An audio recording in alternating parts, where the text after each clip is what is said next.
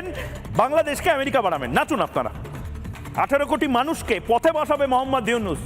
বাংলাদেশ ভারতের মতো আর এমন দুটি রাষ্ট্র পৃথিবীর কোথাও খুঁজে পাবেন যে একটি দেশ তার সীমান্তবর্তী আরেকটি দেশের ব্যাপারে এত বেশি উদ্বিগ্ন, এত বেশি চিন্তিত এবং এত বেশি সব ব্যাপারেই তাদেরকে কথা বলতে হবে এবং সব ব্যাপারেই তাদের নজর রাখতে হবে। পৃথিবীতে আর এমন কোনো নজির নেই।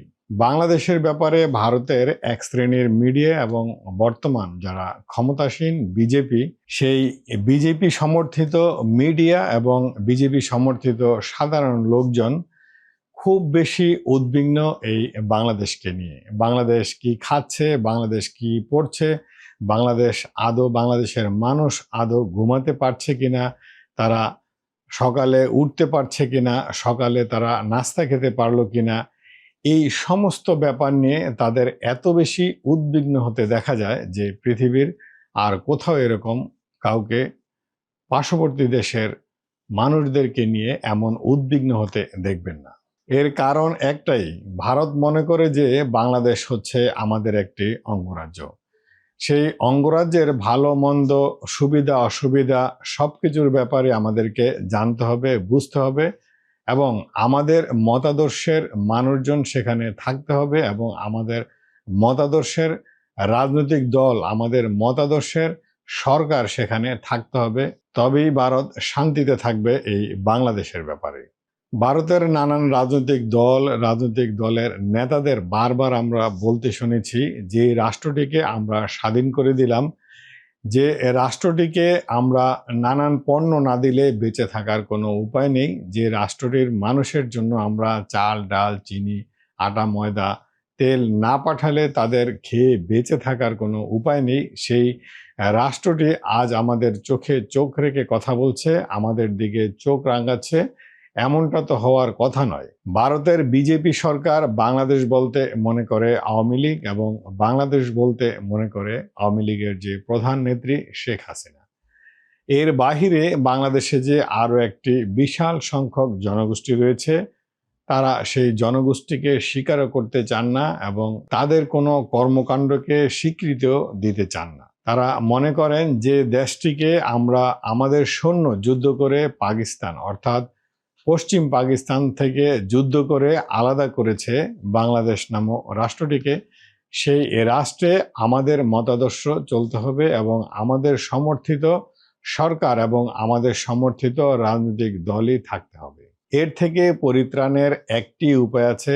ভারত যতদিন মনে করবে যে বাংলাদেশও ভারতের মতো একটি স্বাধীন রাষ্ট্র এবং বাংলাদেশের জনগণেরও ইচ্ছা আকাঙ্ক্ষা রয়েছে তাদের নিজেদের মতো করে চলার এবং তাদের নিজেদের মতো করে রাষ্ট্র গঠন করার, এমন মনোভাব যতদিন পোষণ করতে না পারবে বিজেপির মোদী সরকার, ততদিন পর্যন্ত এই বাংলাদেশ এবং বাংলাদেশের মানুষের নিস্তার নাই এই ভারত সরকারের হাত থেকে। আমরা যদি একটু পিছনের দিকে তাকাই, গত 14, 18 এবং 24 নির্বাচনে ভারত কিন্তু সবসময় আওয়ামী লীগ সরকারকে সমর্থন দিয়ে এসেছে এবং নির্বাচনের ব্যাপারে তারা সবসময় বলে আসতো বাংলাদেশের জনগণই বাংলাদেশের সরকারকে প্রতিষ্ঠা করবে এবং এটা তাদের অভ্যন্তরীণ ব্যাপার। এই যদি হয় ভারত সরকারের বিগত 3টি নির্বাচনের পরপর তাদের যে স্টেটমেন্ট অথবা নির্বাচনের আগে যে তাদের স্টেটমেন্ট, এখন কিন্তু আর সেই কথাই নেই। এখন তারা বলতে যাচ্ছে বাংলাদেশে দ্রুত নির্বাচন দিতে হবে এবং দ্রুত একটি গণতান্ত্রিক প্রক্রিয়ায় ফিরে যেতে হবে। এতদিন ভারত সরকার মনে করেছিল যে আগামী জাতীয় সংসদ নির্বাচনে আওয়ামী লীগ সেখানে অংশগ্রহণ করতে পারবে এবং কোনো না কোনোভাবে তাদের সংসদে কিছু আসন হলেও তারা দেখতে পাবে। তো গত কিছুদিন আগে বাংলাদেশ যে বর্তমানে অন্তর্বর্তীকালীন সরকার রয়েছে, আন্দোলনের মুখে আওয়ামী লীগের নানান কার্যক্রম, দলীয়ভাবে যে কার্যক্রম করতে হয় একটি রাজনৈতিক দলের, সেই সমস্ত কার্যক্রম যখন নিষিদ্ধ ঘোষণা করা হয়েছে, বলা হয়েছে যে আগামী যতদিন পর্যন্ত আওয়ামী লীগের এবং আওয়ামী লীগের নেতাকর্মীদের বিচার না হবে ততদিন পর্যন্ত আওয়ামী লীগ সাংগঠনিকভাবে কোনো কার্যক্রম চালাতে পারবে না। এমন একটি খবরে সারা পৃথিবীতে যখন কেউ প্রতিবাদ করছে না অথবা প্রতিবাদ করেনি, ঠিক এই খবর পেয়ে ভারত থেকে চলে আসলো প্রতিবাদ। ভারত এই খবরে খুবই উদ্বিগ্ন হয়ে গেল। ভারত মনে করছে আওয়ামী লীগের এই রাজনৈতিক কর্মকাণ্ড নিষিদ্ধ, অবৈধভাবে করা হয়েছে এবং এটি কোনোভাবেই ঠিক হয়নি, এবং এই ঘটনায় তারা উদ্বেগ প্রকাশ করেছে এবং তারা উদ্বিগ্নও বটে। এই খবরে যখন সারা বিশ্ব থেকে কোনো প্রতিবাদ জানানো হয়নি, এমনকি মিনিমাম কোনো উদ্বেগও জানানো হয়নি, এমনকি আমেরিকাও এই ব্যাপারে কোনো উদ্বিগ্ন হয়নি, উদ্বেগ জানায়নি, সেখানে ভারতের এত গাত্রদাহ কেন?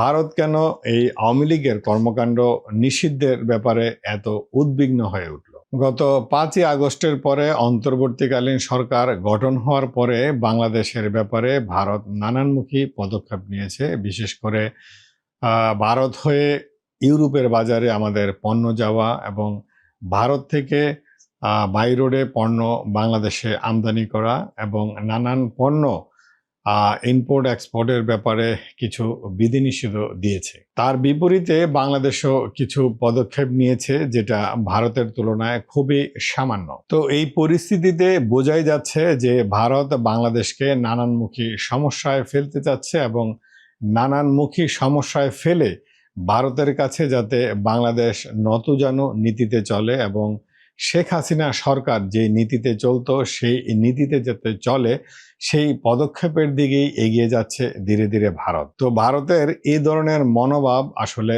কতটা বজায় রাখতে পারবে বর্তমান অন্তর্বর্তীকালীন সরকারের সাথে, অথবা আগামীতে বাংলাদেশে যে রাজনৈতিক দল নির্বাচিত হয়ে ক্ষমতায় আসবে তাদের সাথে, সেটা আসলে দেখার বিষয়। কিছুদিন আগে ভারত পাকিস্তান যুদ্ধের পরে ভারত হঠাৎ করে বাংলাদেশের দিকে ভারতের নানান স্থান থেকে বাংলাদেশি নাগরিক দাবি করে, এবং সেখানে মিয়ানমারের নাগরিক রয়েছে এবং বাংলাদেশ থেকে বহু আগে যারা ভারতে চলে গিয়েছে, তারা ভারতের নাগরিকত্ব পেয়েছে, তাদের আধার কার্ড আছে, তাদের পাসপোর্ট আছে, তাদের অন্যান্য প্রমাণাদি রেখে তাদেরকে বাংলাদেশের নানান বর্ডার দিয়ে পুশ ইন করার চেষ্টা করছে। এবং ইতিমধ্যে কিন্তু অনেক বাংলাদেশের নানান বর্ডার এলাকা দিয়ে অনেককেই পুশ ইন করেছে এবং প্রতিনিয়ত প্রত্যেক রাত্রে তারা নানান বর্ডার এলাকা দিয়ে পুশ ইন করার চেষ্টা করতেছে।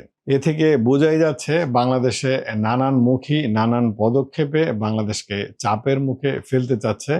এবং তাদের আরও একটি উদ্বিগ্নের ব্যাপার, সেটি হলো বাংলাদেশ যাতে কোনোভাবে কোনো ক্রমেই পাকিস্তানের সাথে একটি ভালো সম্পর্ক গড়ে তুলতে না পারে, সেই ব্যাপার নিয়েও কিন্তু তাদের মাথা ব্যথা আছে এবং তারা খুবই চিন্তিত ব্যাপারটি নিয়ে। প্রান্তিক আলোচনা আজ এই পর্যন্তই। ভিডিও ভালো লাগলে কিছু সামাজিক কর্মকাণ্ড করা যেতেই পারে, যেমন লাইক, কমেন্ট, শেয়ার।